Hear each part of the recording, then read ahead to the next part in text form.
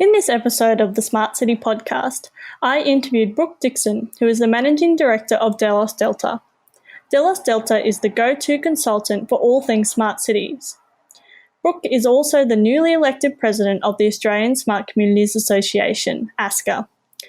Brook is a Churchill Fellow, which allowed him to travel all around the world and explore smart cities.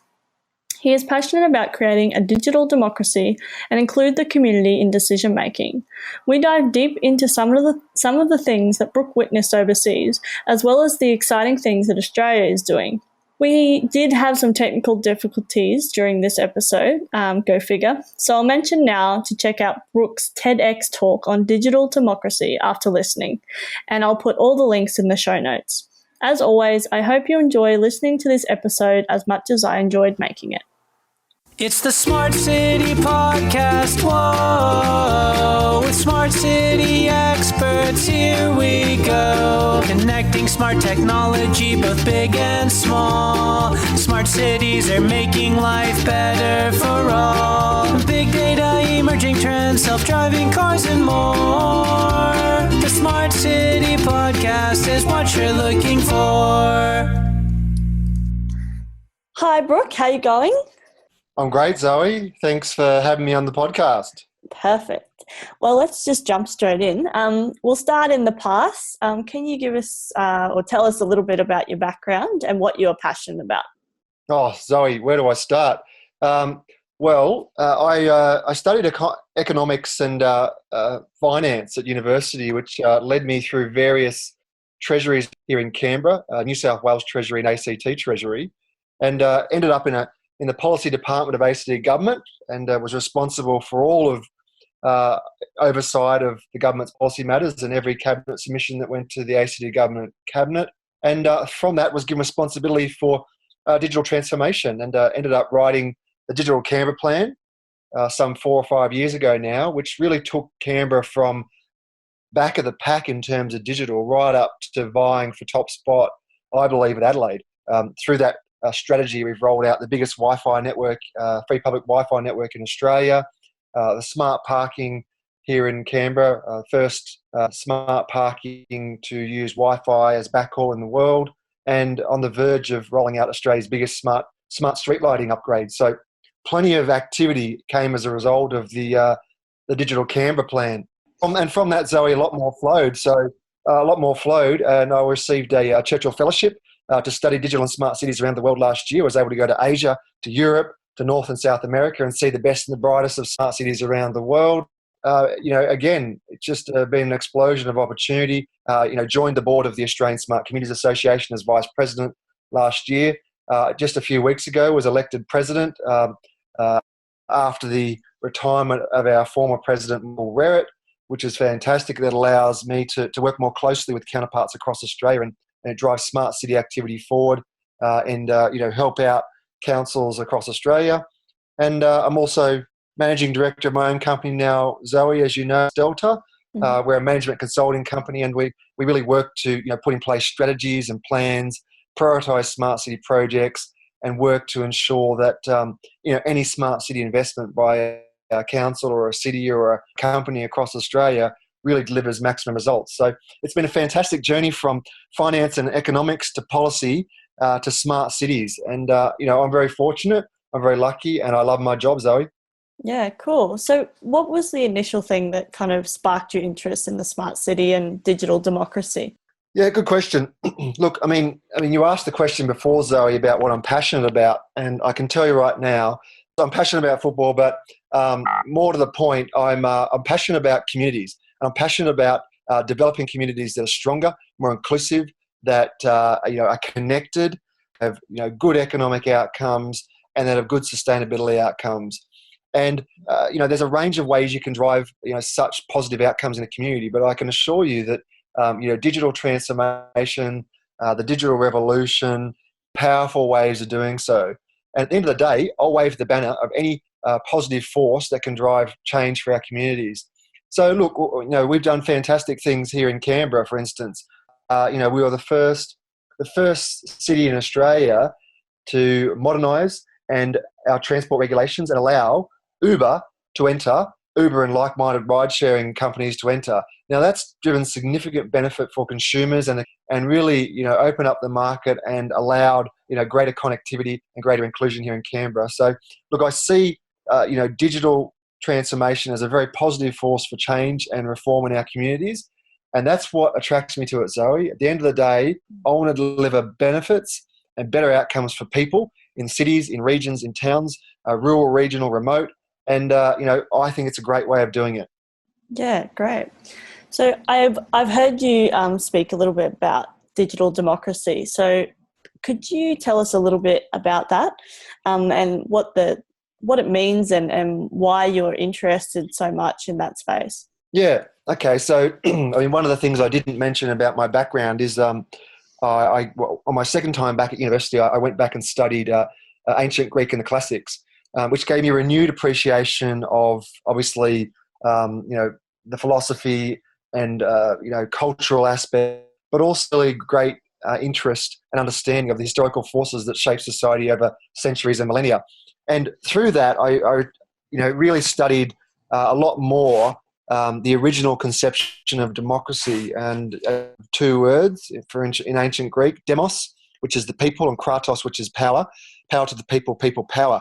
Now, as it was originally conceived, it was conceived as something that was quite a direct force. The citizens would gather together and each would have their say on how their society was constructed in their matters of policy and war and peace and construction and planning and so forth. Over a millennium, that has evolved into what we have today, which is a representative style of democracy, where we represent elected members to, who are delegated and have responsibility for democratic decision making. Now, what that means is, as citizens, we're far, far removed from issues of decision making and policy, and that's led to a real sense of disquiet in communities and democracies around the world. And in the middle of a digital democracy, I don't see why we all are satisfied with one paper vote every 4 years, because one paper vote every 4 years is simply not a modern democracy. And we can use digital technologies, digital platforms to really empower the communities to be part of decision making at the local level to start off with. I think that's always the best place to start. But even using platforms to allow online real-time voting on direct issues, so that people have a greater voice, so that people don't feel disenfranchised, so that those who actually are elected to representative parliaments are more accountable to the people.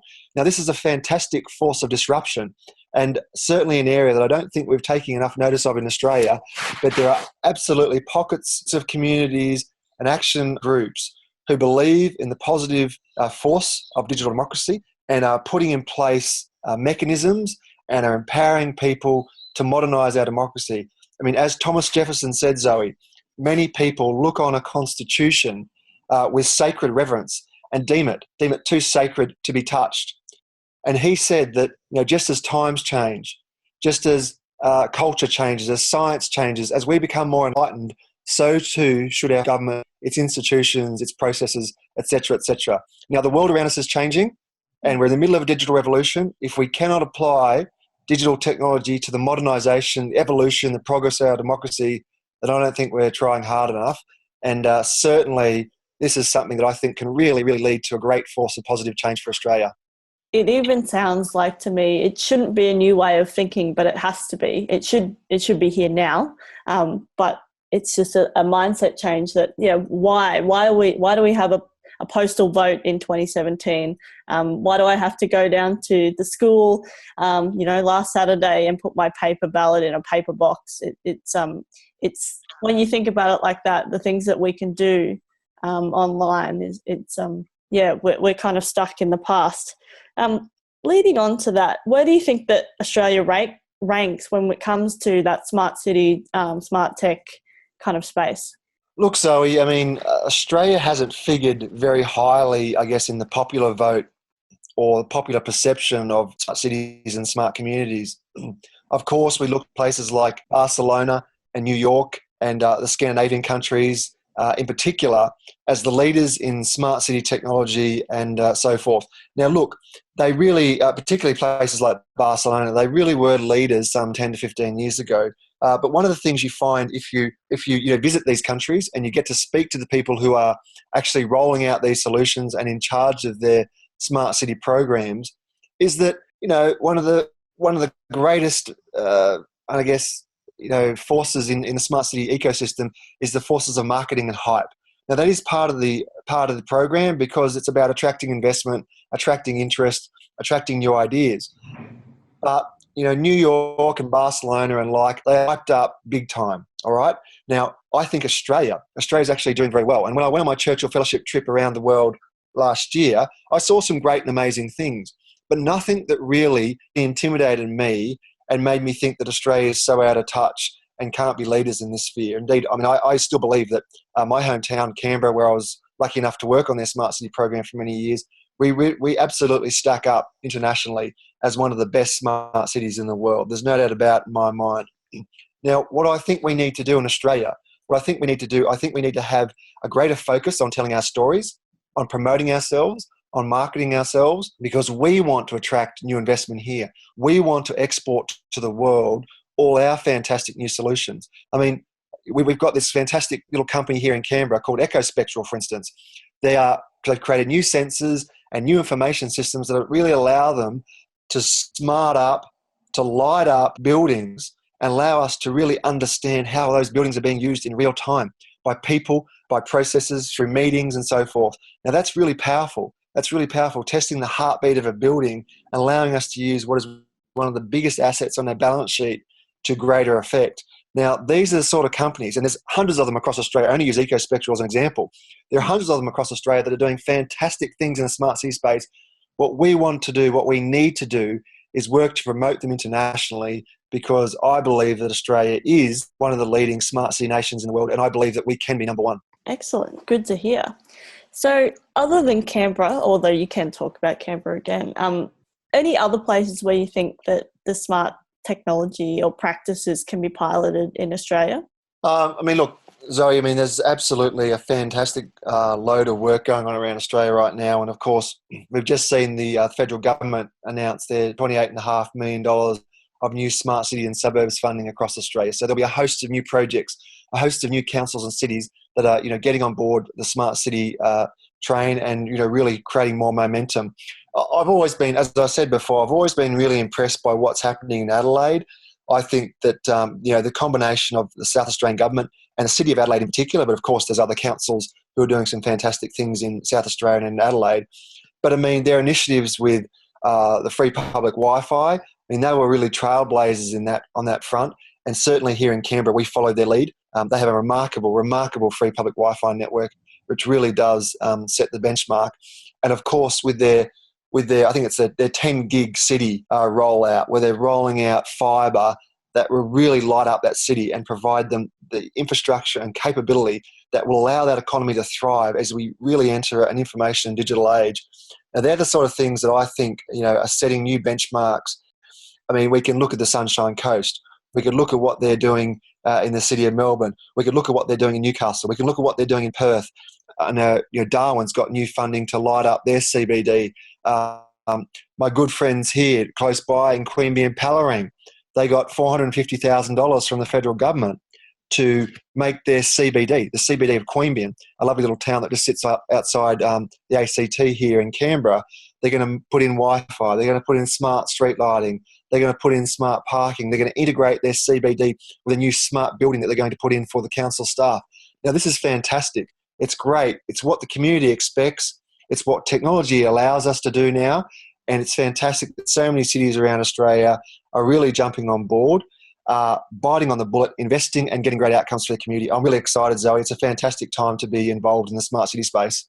Yeah, definitely. Now, I know you've already spoken about some of the things that you're working on right now, but do you want to dive a bit deeper into some of the things that are happening with you right now? Absolutely. Yeah, no, of course. Look, it's really it's a really immovable feast. And in fact, I was saying to someone yesterday, I've got so many pots on the boil at the moment in the smart city space that sometimes I forget to cook something and I go hungry because we've got about 15 meals that I'm planning to cook. But one of the great things I'm doing at the moment is really, really working with councils and putting in place a future city, a smart city, a digital economy strategy. Now, that's really rewarding because there's so much possibility, so many options in the smart city space. Where do you start?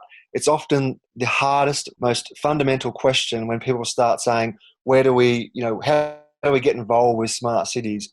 So working with places like Goulburn Mulwaree, working with places like Wallandilly on the outskirts of Sydney, working with Yass Valley here north of Canberra, working with the City of Logan to put in place a city future strategy, and now working with a regional council like North Burnett Regional Council who we're working together to put in place an innovation strategy. This is fantastic. And I say again and again that if you want to drive innovation, if you want to drive a smart city rollout, then you really do need to have a strategy and a plan, because it provides you focus, it provides you discipline, and it provides you a flag and a banner to wave around to attract new allies to your cause and to really drive momentum. So, it's one thing to go, oh yeah, we'll be smart, and we'll just have that in the back of our minds. It's really not enough. You've got to have something that says, this is what we stand for. Come and work with us, come and help us. And you really want to empower and enthuse the community to get behind it.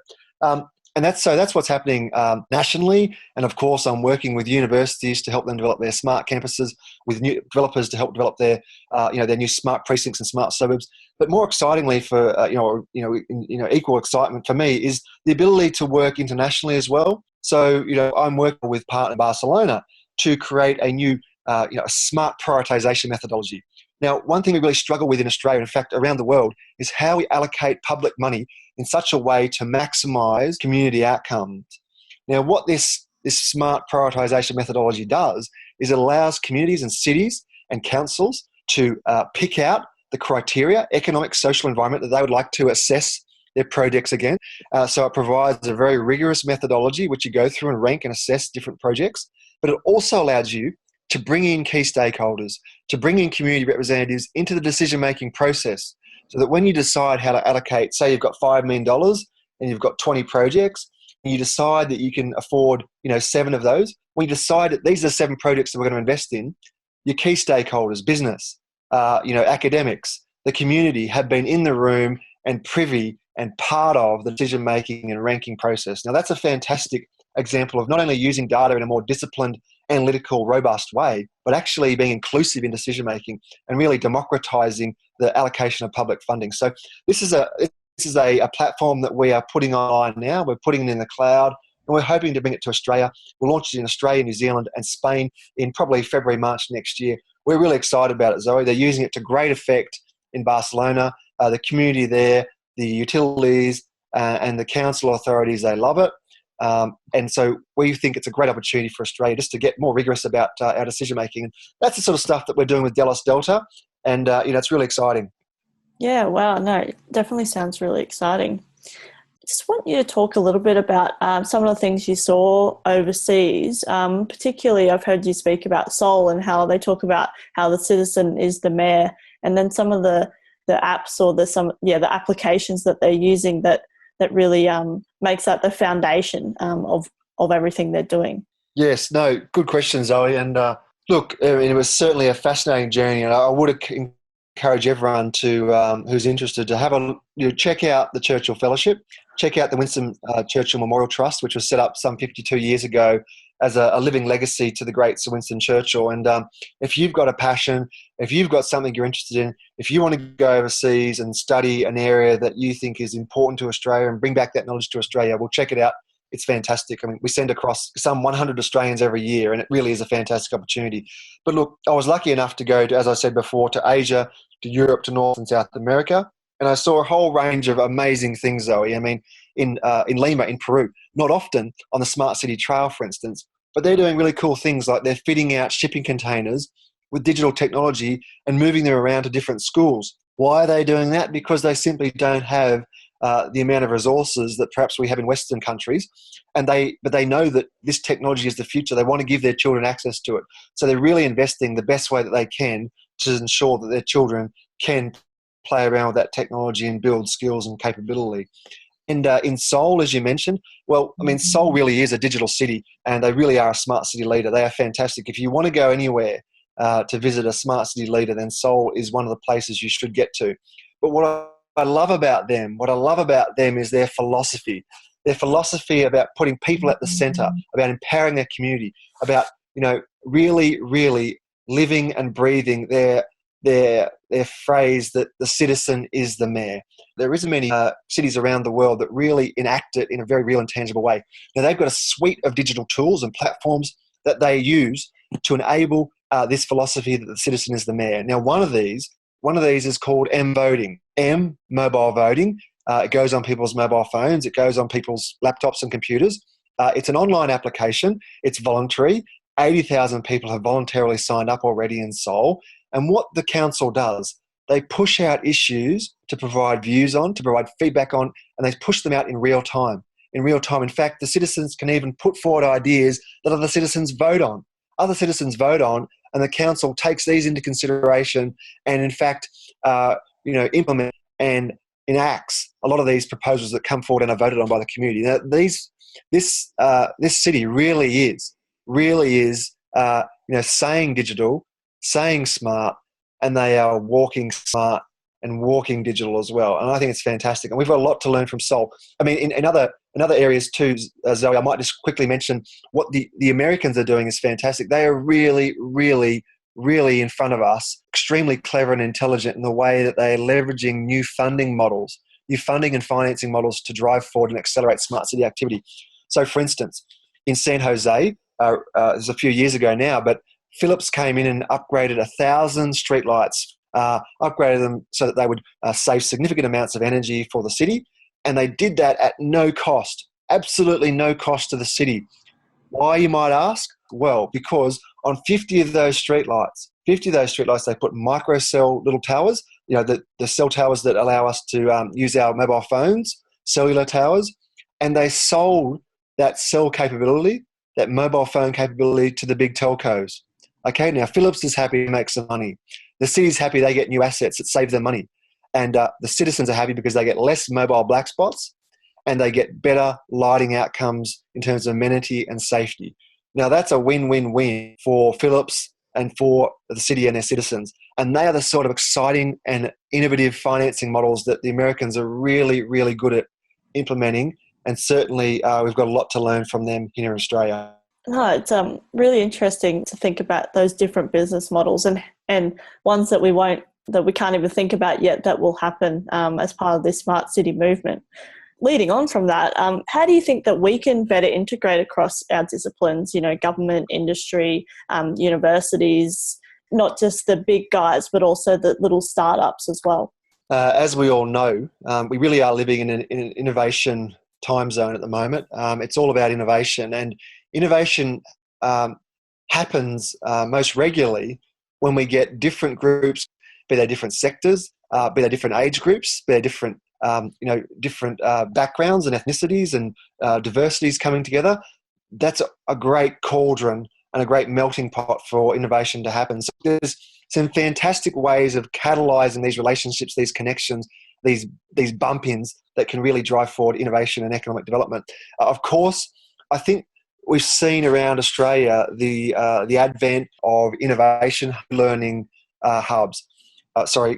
Co-working hubs rather. Now, these really are a fantastic place for people to come together of different disciplines, of different backgrounds, of different educations, of different international citizenry, to bring together their ideas and to start new things.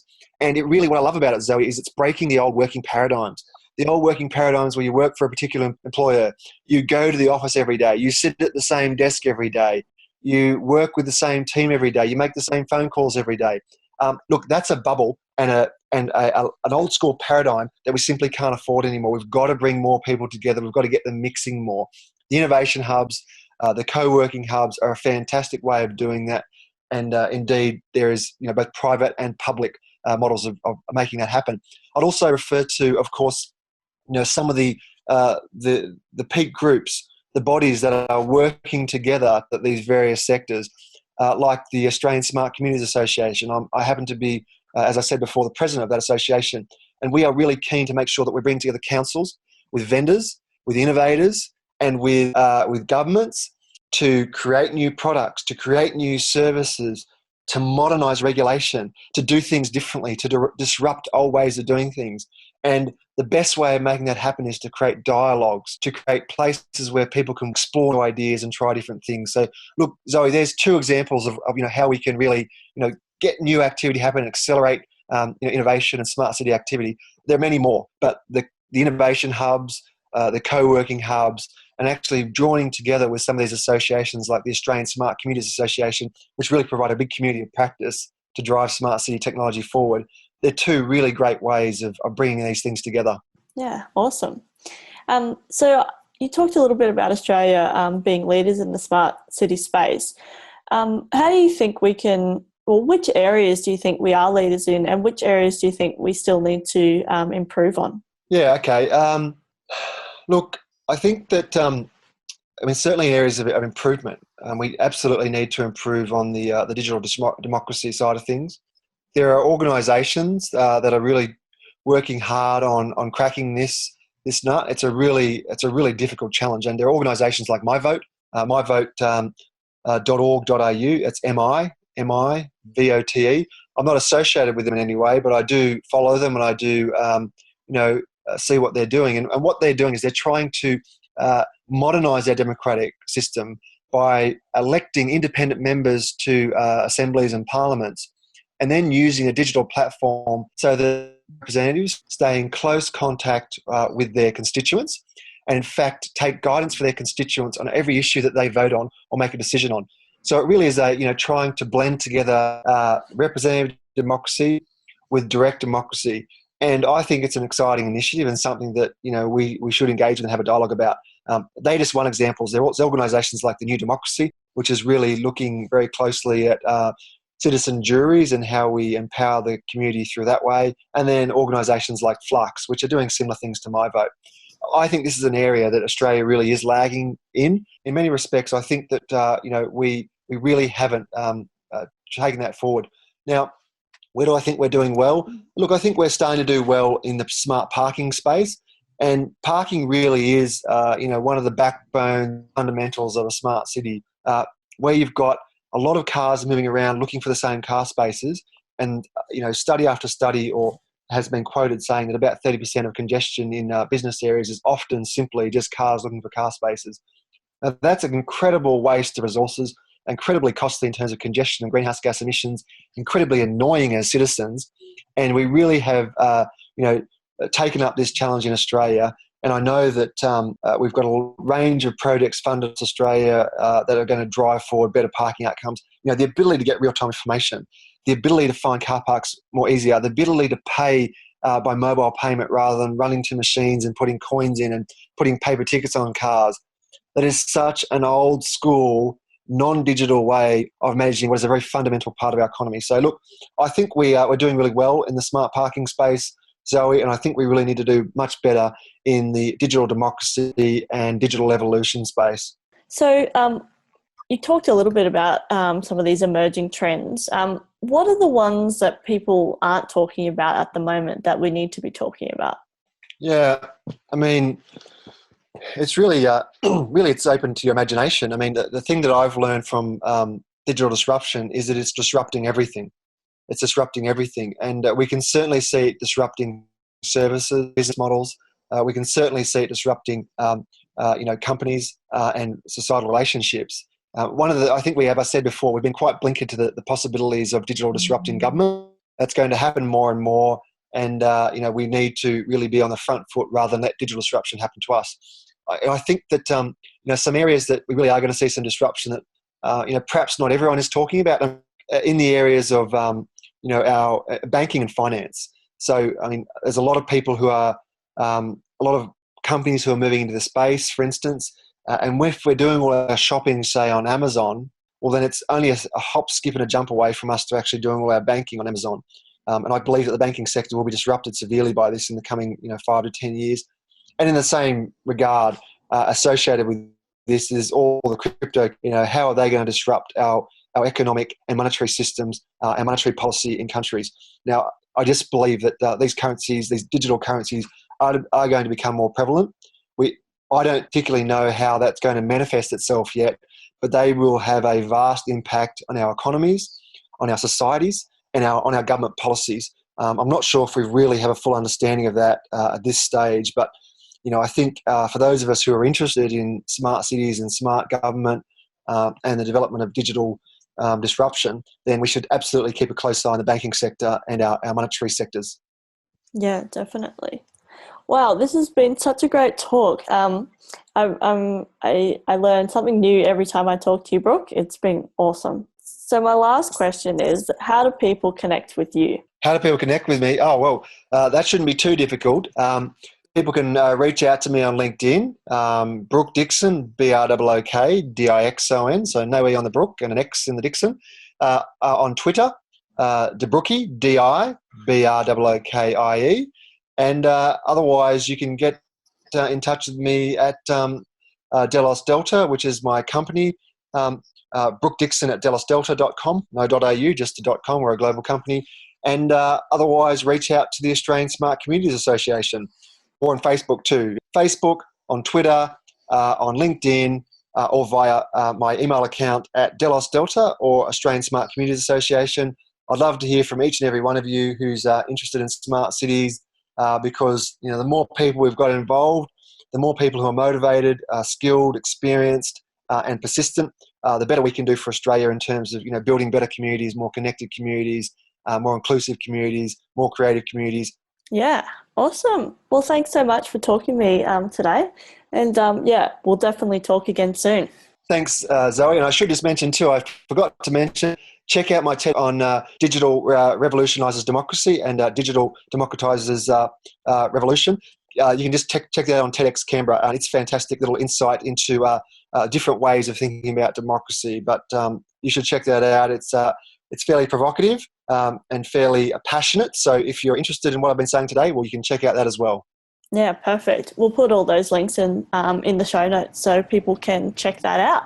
Lovely to be online with all your listeners as well. And look forward to talking to you more, to working together, and to meeting many of your listeners around Australia and hopefully internationally. Yeah, awesome. Thanks, Brooke. Thanks so much, Zoe. You have a nice day, and let's keep going smart cities. Sounds good. Okay, see ya.